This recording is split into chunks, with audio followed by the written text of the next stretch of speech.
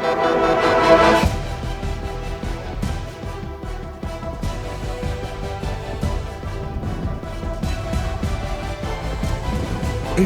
Voice, आपकी सोच, आपकी आवाज।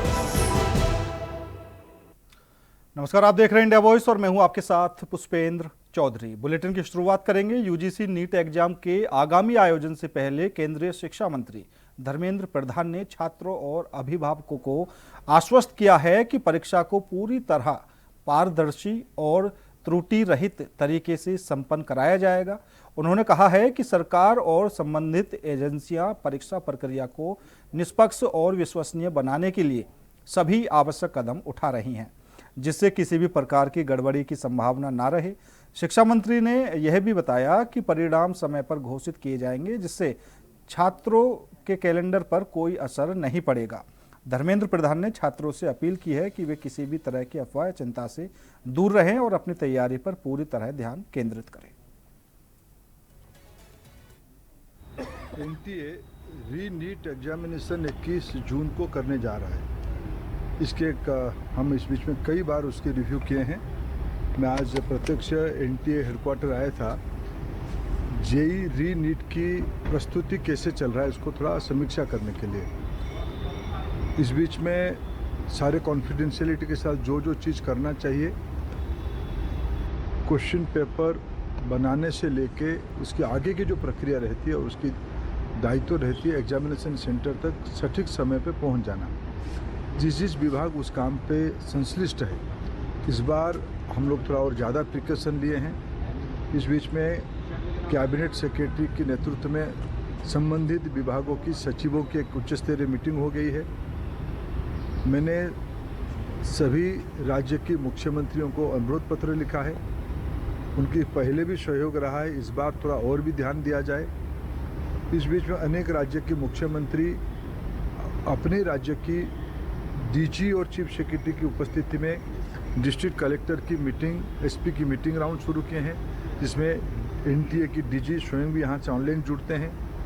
अनेकों राज्यों की मीटिंग हो गया। आज जैसे बिहार की मीटिंग था और आज मीटिंग हो गया है। पिछले दिनों में महाराष्ट्र की खुद देवेंद्र फडणवीस जी ने मीटिंग लिया। मैंने बीते काल राजस्थान के मुख्यमंत्री भजनलाल जी को इस विषय में फिर बातचीत की थी। लखनऊ में आयोजित 9 दिवसीय श्री राम कथा महोत्सव के समापन कार्यक्रम में सीएम योगी ने संबोधन दिया। इस दौरान उन्होंने समाज को नकारात्मक ताकतों के खिलाफ एकजुट रहने का आह्वान किया। सीएम योगी ने कहा कि भगवान श्री राम सभी को जोड़ने का संदेश देते हैं और राम भक्तों ने लंबे समय तक संघर्ष किया है। उन्होंने यह भी कहा कि भारत की सांस्कृतिक और सामाजिक मर्यादाओं का सम्मान करना सभी के लिए आवश्यक है। मुख्यमंत्री ने अपने संबोधन में स्पष्ट शब्दों में कहा कि जो लोग देश की आस्था, परंपराओं और मूल्यों का सम्मान नहीं करते, उनके लिए भारत की धरती केवल आश्रय स्थल नहीं हो सकती। उनके इस बयान के बाद राजनीतिक और सामाजिक हलकों में चर्चा तेज हो गई है। उत्तर प्रदेश के मुख्यमंत्री योगी आदित्यनाथ ने लखनऊ में 9 दिवसीय श्री राम कथा महोत्सव के समापन कार्यक्रम को संबोधित करते हुए नकारात्मक ताकतों के खिलाफ समाज को एकजुट होने का आह्वान किया। सीएम योगी ने कहा कि भगवान राम सभी को जोड़ते हैं और राम भक्तों ने अयोध्या में राम मंदिर के लिए 500 वर्षों तक कड़ा संघर्ष किया है। मुख्यमंत्री ने दो टूक शब्दों में कहा कि जो लोग भारत के प्रति आस्था और निष्ठा नहीं रखते हैं और यहाँ के संस्कारों का सम्मान नहीं करते हैं, उनके लिए भारत की धरती कोई धर्मशाला नहीं हो सकती। तो भगवान राम ने आखिर खर दूषण क्या कर रहे थे, मारीच और सुबाहु क्या कर रहे थे, वे भी सब यहाँ लैंड जिहाद के ही अभियान के साथ जुड़े हुए थे। जबरन कब्जा कर लेना, जबरन किसी भी जमीन को खाली देखा उसमें अपना तंबू गाड़ दिया, ये सब बंद हो जाना चाहिए। भारत की धरती उन आक्रांताओं के लिए जिनकी भारत के प्रति आस्था नहीं है, जो भारत के प्रति निष्ठा नहीं रखते, भारत के संस्कारों का सम्मान नहीं कर सकते, बहुत अच्छा, उन लोगों के लिए भारत की धरती धर्मशाला नहीं हो सकती है, एकदम नहीं हो सकती है। सीएम योगी ने लैंड जिहाद पर कड़ा प्रहार करते हुए कहा कि खरदूषण, मारीच और सुबाहु जैसे राक्षस भी उस कालखंड में इसी काम में जुड़े हुए थे। वे किसी भी जमीन को खाली देखकर जबरन अपना तंबू गाड़ देते थे। उन्होंने चेतावनी दी कि जब भी नकारात्मक ताकतें वर्चस्व में आएंगी, वो समाज को तहस नहस करेंगी और शिक्षण संस्थानों को बंजर बनाएंगी। याद करना, जब भी नकारात्मक ताकतें वर्चस्व में आएंगी, ऐसे ही उजाड़ करेंगी, ऐसे ही तहस नहस करेंगी, जो रावण के समय में करते थे। शिक्षण संस्थानों को, शोध के केंद्रों को वैसे ही बंजर करेंगे जैसे खर और दूषण और ताड़का के द्वारा उस कालखंड में किया जाता था। दरअसल योगी आदित्यनाथ मंगलवार को लखनऊ में जगत गुरु रामभद्राचार्य की रामकथा कार्यक्रम को संबोधित कर रहे थे। इस दौरान उन्होंने भगवान राम को भारतीय संस्कृति का आधार बताया। उन्होंने राम मंदिर के लिए संतों को धन्यवाद कहा और लगातार अभियान चलाने की तारीफ भी की। लखनऊ में बीजेपी सांसद जगदम्बिका पाल ने प्रधानमंत्री नरेंद्र मोदी के लगातार कार्यकाल में सबसे लंबे समय तक निर्वाचित प्रधानमंत्री बनने के मील के पत्थर पर प्रतिक्रिया दी है। उन्होंने इस उपलब्धि को ऐतिहासिक बताते हुए कहा कि यह देश की जनता के विश्वास और प्रधानमंत्री मोदी के नेतृत्व की स्वीकार्यता का प्रमाण है। जगदम्बिका पाल ने कहा है कि मोदी सरकार के कार्यकाल में देश ने विकास, सुशासन और जनकल्याण के क्षेत्र में उल्लेखनीय उपलब्धियां हासिल की हैं। उन्होंने विश्वास जताया कि प्रधानमंत्री मोदी के नेतृत्व में भारत आगे भी विकास और प्रगति के नए आयाम स्थापित करेगा। प्रधानमंत्री के रूप में देश के आज आज़ादी के बाद का सबसे लॉन्गेस्ट टेन्योर पूरा करने जा रहे हैं, इसलिए कि देश की जनता का भरोसा और विश्वास उन पे लगातार बना रहा। इसलिए भी रहा कि भारत के पहले प्रधानमंत्री नरेंद्र मोदी जी हैं, जो कभी न रुके, न कभी थके, न कभी छुट्टियां लिया और लगातार काम पिछले 12 वर्षों से लगातार कर रहे हैं। मुझे लगता है कि केवल एक लॉन्गेस्ट टेन्योर नहीं है, काम करने की अगर उनकी जिस तरह से हरनिश भाव से मेहनत किया है, वो जो जनता ने एक भरोसा दिया उसको उन्होंने पोख्ता किया है। और आज मुझे लगता है कि भारत के एक लॉन्गेस्ट टेन्योर के प्रधानमंत्री के रूप में उनको याद नहीं किया जाएगा, बल्कि भारत को विकास की ऊंचाइयों पर ले जाने के लिए, भारत को दुनिया की चौथी अर्थव्यवस्था बनाने के लिए, भारत को विश्व की सबसे तेज, one of the fastest growing economy at the rate of 7.7%, उसके लिए निश्चित तौर से कीर्तिमान स्थान।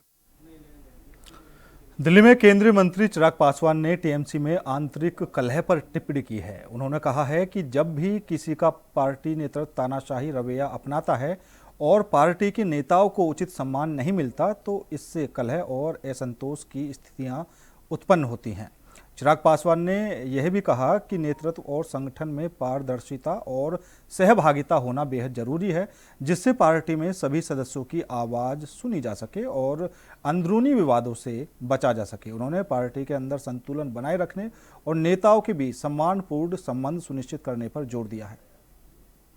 देखिए, जब नेतृत्व डिक्टेटरशिप की भूमिका ले लेता है और जब दलों में नेताओं को सम्मान नहीं मिलता, तब इस तरीके के विवाद देखने को मिलते हैं। मैं बहरहाल दूसरों के बारे में क्या कहूँ, कुछ समय पूर्व मेरी भी पार्टी में इसी तरीके की परिस्थितियां मेरे नेता, मेरे पिता आदरणीय रामविलास पासवान जी के जाने के बाद उत्पन्न हुई थी। उसके बाद दोबारा से नए सिरे से पार्टी को, संगठन को खड़ा करने का मैंने प्रयास किया और आज जिस समावेश की सोच के साथ पार्टी को आगे लेकर जा रहा हूँ, कल जब बिहार में एक एमएलसी के सीट पर पार्टी की तरफ से किसी नेता को भेजने की बात थी, तो सबसे पुराने नेता जो पार्टी के साथ ईमानदारी से लगे रहे, मेरे पिता के साथ जिन्होंने काम किया, अशरफ अंसारी जी, उनको हम लोगों ने पार्टी की तरफ से विधान परिषद में भेजने का काम किया।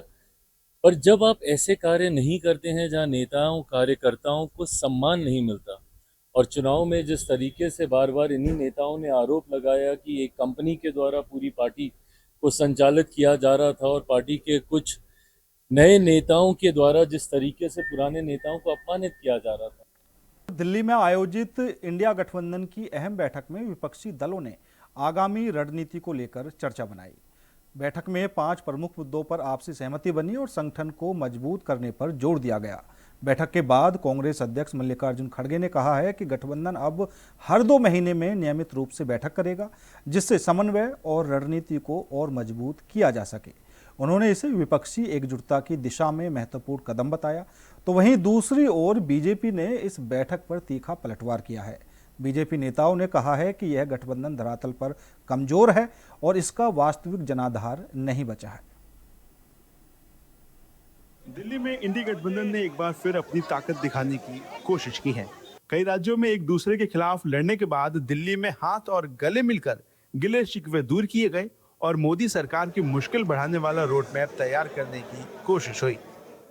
इंडी गठबंधन की बैठक में कांग्रेस की तरफ से सोनिया गांधी, राहुल गांधी, मल्लिकार्जुन खड़गे शामिल हुए। वहीं सपा अध्यक्ष अखिलेश यादव, टीएमसी प्रमुख ममता बनर्जी, एनसीपी एसपी की सांसद सुप्रिया सुले समेत कुल 25 दलों के 34 नेता और निर्दलीय राज्यसभा सांसद कपिल सिब्बल भी शामिल हुए।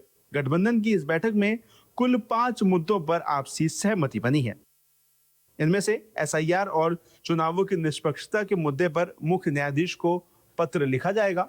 शिक्षा मंत्री के तत्काल इस्तीफे की मांग भी इस मीटिंग के दौरान की गई है। केंद्र सरकार से तत्काल सर्वदलीय बैठक बुलाने की मांग की गई है। वहीं इसके साथ ये भी बताया गया है कि अगली बैठक 8 अगस्त को हैदराबाद में होगी और साथ ही अब मानसून सत्र के दौरान संसदीय समन्वय जारी रहेगा। ये सहमति बनी कि एसआईआर, मतदाता सूची में हेरफेर तथा चुनाव की निष्पक्षता पर उठे गंभीर प्रश्नों के संबंध में भारत के माननीय मुख्य न्यायाधीश को एक पत्र भेजा जाएगा। ये पत्र शीघ्र ही उन्हें सौंपा जाएगा। दूसरा मुद्दा, लाखों विद्यार्थियों को प्रभावित करने वाले अनेक गंभीर मुद्दों की स्थिति को देखते हुए ये सर्वसम्मति से निर्णय लिया गया कि शिक्षा मंत्री को तत्काल इस्तीफे की हम मांग कर रहे हैं, वो इस्तीफा देना चाहिए, क्योंकि उनके कार्यकाल में नीट और सीबीएसई परीक्षाओं में शामिल लाखों युवकों के साथ विश्वासघात हुआ है। आज लाखों युवा आज रास्तों पे खड़े हुए हैं। चौथा, ये सहमति बनी कि इंडिया गठबंधन के सभी दल प्रत्येक 2 माह में बैठक करेंगे। अगली बैठक अगस्त माह में हैदराबाद में आयोजित की जाएगी।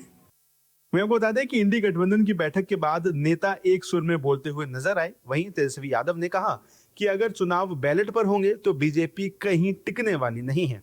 5 मुद्दों पर जो है सहमति जो जताई गई है और हम लोग सब लोग साथ हैं। हम तो पहले से कह रहे हैं बैलेट पर चुनाव होगा तो बीजेपी कहीं टिकने वाली नहीं है। इसके अलावा इंडिया गठबंधन की बैठक पर बीजेपी सांसद संबित पात्रा ने पलटवार किया है और कहा है कि सही मायने में कुछ चोरी हुआ है तो इंडी गठबंधन वालों का वजूद आज धरातल पर इनमें से किसी दल का कोई वजूद नहीं रहा है। मुझे तो समझ में नहीं आता है, ये एक ही टेप रिकॉर्डर ये कब से चला रहे हैं। मगर एसआईआर तो तमिलनाडु में भी हुआ, एसआईआर तो केरल में भी हुआ। तमिलनाडु में आप झटपट से वहां आप चले गए, जाके दूसरे पार्टी के साथ आपने गठबंधन कर लिया और सरकार बना लिया। और डीएमके वहां बोल रही है यहां तो वोट चोरी नहीं, यहां तो एलआई ही चोरी हो गई, वहां तो एलआई चोरी हो गई। केरल में आपने सरकार बना लिया तो एसआईआर को कोस नहीं रहे। बंगाल में हार गए तो एसआईआर का रोना रो रहे। तो ये जो हाइट ऑफ हिपोक्रेसी है, ये सब हम और हिंदुस्तान देख रहा है। अगर सही मायने में कुछ चोरी हुआ है तो जो इंडी गठबंधन, मुझे तो पता नहीं आज इंडी गठबंधन में कितने कंपोनेंट्स हैं, इनके कंपोनेंट्स वेरी होते रहते हैं। सही मायने में इंडी गठबंधन वालों का वजूद चोरी हुआ है। वहीं इसके साथ इंडी गठबंधन की बैठक के बाद सियासी तनाव अब काफी बढ़ गया है। जहां इंडिया ब्लॉक के नेता गठबंधन को मजबूत करने की बात कर रहे हैं, वहीं बीजेपी निशाना साध रही है। देखना यही होगा कि अगले लोकसभा चुनाव पर इंडी गठबंधन में कितने दल बचते हैं और बचे हुए दलों में कितनों के आपस में दिल मिलते हैं। पश्चिम बंगाल की राजनीति में तृणमूल कांग्रेस के पूर्व सांसद सुखेंदु शेखर रॉय के इस्तीफे के बाद नई बहस छिड़ गई है। दिल्ली में मीडिया से बातचीत के दौरान उन्होंने स्पष्ट किया कि उनका इस्तीफा किसी दबाव में नहीं बल्कि व्यक्तिगत सिद्धांतों और अंतरात्मा के आधार पर लिया गया फैसला है। सुखेंदु शेखर रॉय ने दावा किया कि पार्टी के भीतर कई नेता और कार्यकर्ता उपेक्षा महसूस कर रहे हैं। उन्होंने संगठन की कार्यप्रणाली पर सवाल उठाते हुए कहा कि जनता की भावनाओं और आंतरिक चिंताओं को पर्याप्त महत्व नहीं दिया जा रहा है। पूर्व सांसद ने जनता की नाराजगी की संकेत मिलने के बाद बावजूद सुधारात्मक कदम नहीं उठाए गए। उन्होंने चेतावनी दी कि यदि पार्टी में आत्ममंथन और संगठनात्मक सुधार नहीं किए तो आने वाले समय में उसे गंभीर राजनीतिक चुनौतियों का सामना करना पड़ेगा। मैं क्यों छोड़ा मैं बता सकता हूँ। और लोकसभा का मेंबर मैं कभी नहीं था, अभी भी नहीं हूँ। राज्यसभा का मेंबर भी नहीं हूँ अभी। तो लोकसभा में क्या होने वाला नहीं होने वाला है ये बेटर होगा। काकली है, शताब्दी है और दूसरे लोग जो हैं लोकसभा का, उनसे पूछिए लोकसभा के बारे में। जहाँ तक मेरा कहानी कल ख़त्म हो गया था पिछले दिन, जब मैंने पार्टी से और राज्यसभा से मैंने इस्तीफा दे चुका। आपका सवाल होगा कि मैं क्यों दिया। मैंने एक प्रेस रिलीज भी दिया, उसमें सारे कारण मैंने बता दिया। ऐसा नहीं है कि मैं किसी की दबाव पे, किसी के अनुरोध पे मैंने किया। ये मेरा अंतर जो मुझे निर्देश दिया, being a son of A freedom fighter, I took the decision. It was absolutely my own decision. I was neither coerced nor manipulated nor impressed upon by anybody. It was my personal thought, my personal decision. मैंने सोचा कि अब बहुत हो चुका है और मेरे मन में ये पार्टी छोड़ने का जो रवैया ये बहुत दिनों से काम कर रहा था।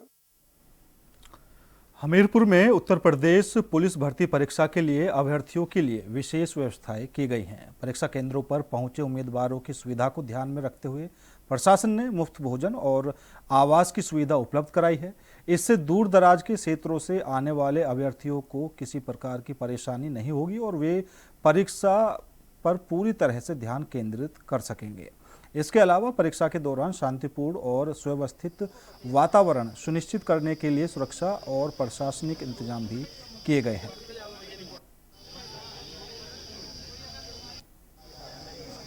भर्ती परीक्षा चल रही है 3 दिन की, उसी के बच्चे हैं और परसों बच्चे भटक रहे थे। मन में विचार आया था मेरे और मैंने कल से रसोई को प्रारंभ कर दिया था और इनके लिए शीतल पेयजल आरओ का पानी भी रखा हुआ है और इनके ठहरने के लिए मैंने अपने रैन बसेरा, अपनी पालिका ऑफिस, मीटिंग हॉल और उस पार्क के अंदर गद्दे मंगवा के और कूलर मंगवा के सबको लिटाने का इंतजाम है और इनको भोजन की सुबह दोपहर की और शाम की व्यवस्था है और सुबह जलपान की व्यवस्था है, जैसे पोहा हो जाता है, ब्रेड पकौड़ा हो जाता है, चाय।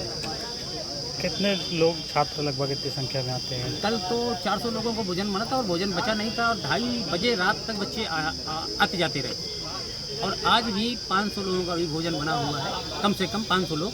और अगर कहीं लगता है मुझे कि नहीं बच्चे ज़्यादा बढ़ गए हैं तो तत्काल मेरे हलवाई लगे हैं, इंतजाम हम लोग कर लेंगे। और संदेश क्या देना चाहते हैं जनप्रतिनिधियों को? मैं ये संदेश देना चाहता हूँ कि ये बच्चे हमारे आप सबके परिवार के घर के बच्चे हैं, कहीं ना कहीं इनके माता पिता भी हमारे जैसे ही बच्चे हैं। हम लोग भी बहुत संघर्ष किए हैं इन प्रतियोगी परीक्षाओं में एग्जाम देने के लिए। तो हम सब जनप्रतिनिधि को चाहिए कि ये सेवा भाव का अवसर मिला है, मौका मिला है, तो इस अवसर और मौके को जाने न दें। जो हमसे बन पड़ता है, जो हमारे नगर में आए हुए दूर दराज से बच्चे, उनके लिए कहीं ना कहीं पानी का इंतजाम हो, ठहरने का इंतजाम हो, भोजन का इंतजाम। कानपुर में वांछित और फरार अपराधियों के खिलाफ चलाए गए विशेष अभियान के तहत कानपुर पुलिस ने बड़ी कार्रवाई करते हुए 48 घंटे के भीतर 230 से अधिक वारंटी धारकों को गिरफ्तार किया है। इस अभियान का उद्देश्य लंबे समय से फरार चल रहे आरोपियों को कानून के दायरे में लाना और अपराध पर प्रभावी नियंत्रण स्थापित करना था। अतिरिक्त पुलिस आयुक्त विपिन टाडा ने बताया कि सभी थाना क्षेत्रों में विशेष टीमें गठित कर लगातार छापेमारी की गई, जिसमें बड़ी संख्या में वारंटी आरोपी पकड़े गए हैं। उन्होंने कहा है कि अपराधियों के खिलाफ यह अभियान आगे भी जारी रहेगा। जो वारंटियों के खिलाफ अभियान चलाया गया था, इसी दौरान पुलिस ने 3 कुख्यात अपराधियों को भी गिरफ्तार किया है, जिनमें से कि 2 अपराधी जो बिदनू थाना क्षेत्र के हैं वो गैंगस्टर में वांछित थे और दोनों के ऊपर 1 दर्जन से अधिक मुकदमे हैं चोरी के। साथ ही में एक इनामी अपराधी जिस पर कि पिछले 2 साल से फरार था और 25,000 रुपये का इनाम था, उसको भी पुलिस ने गिरफ्तार किया है। इसमें जब पूछताछ इनसे की गई तो इनामी अपराधी ने बताया कि चोरी के इसके ऊपर 1 दर्जन से अधिक मुकदमे हैं, जिसको चलते पुलिस को इसकी तलाश थी। वर्ष 2024 से ये फरार हो गया। उसके बाद कुर्की करने के बाद पुलिस ने इसके खिलाफ चार्जशीट दाखिल की और इस पर इनाम घोषित किया। अपनी फरारी के दौरान ये पहले बॉम्बे गया और वहाँ पर मुंबई में मजदूर बन के ये काम करने लगा और वर्तमान में ये स्वयं वहाँ पर ठेकेदारी कर रहा था और मकान बना रहा था, जहाँ पर कि इसने अपने अधीनस्थ में कई मजदूरों को भी लगाया था। पुलिस को इसकी गतिविधियों की सूचना मिली और कानपुर आने की सूचना मिली, जिस पर कि पुलिस ने अपने मुखबिर तंत्र को सूचित कर इसे गिरफ्तार किया है और जेल भेजा जा रहा है। फिलहाल मेरे साथ इस बुलेटिन में इतना ही। बाकी देश और दुनिया की तमाम खबरों के लिए देखते रहिए इंडिया वॉइस।